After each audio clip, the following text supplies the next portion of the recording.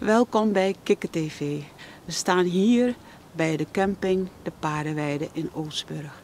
Uit het lokale nieuws hebben we begrepen dat deze camping omgebouwd wordt tot een landschapscamping.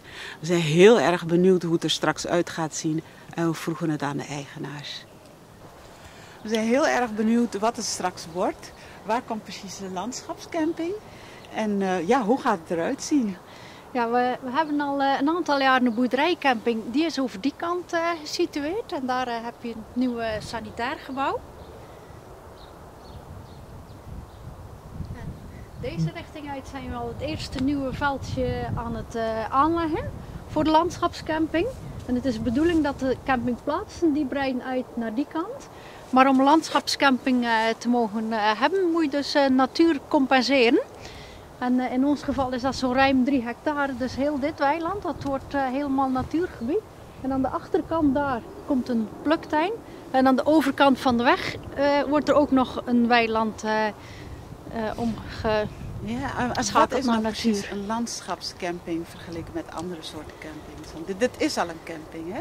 Het is een boerderijcamping. Een boerderijcamping. Ja. Maar een landschapscamping, dan moet je dus voor elke plaats, elke eenheid die je neerzet, moet je een bepaald aantal meters natuur aanleggen.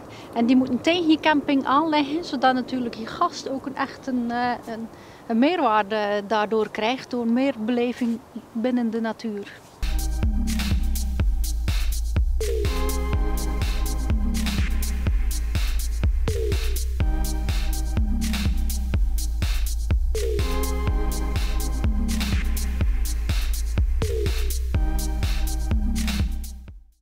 En mogen ze er dan ook wat bij doen?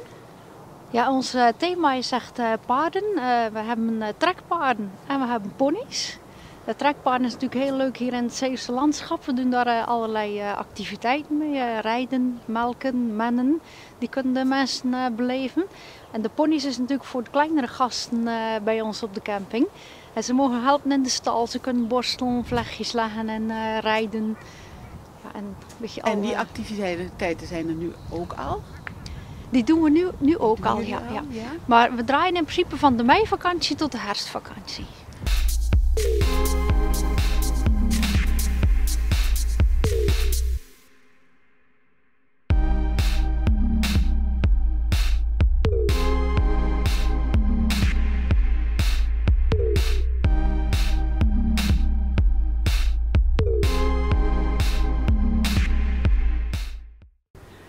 Zoals je hebt gezien hebben de eigenaars grootse plannen om er iets heel leuks van te maken. En wij komen binnenkort terug om dat te zien.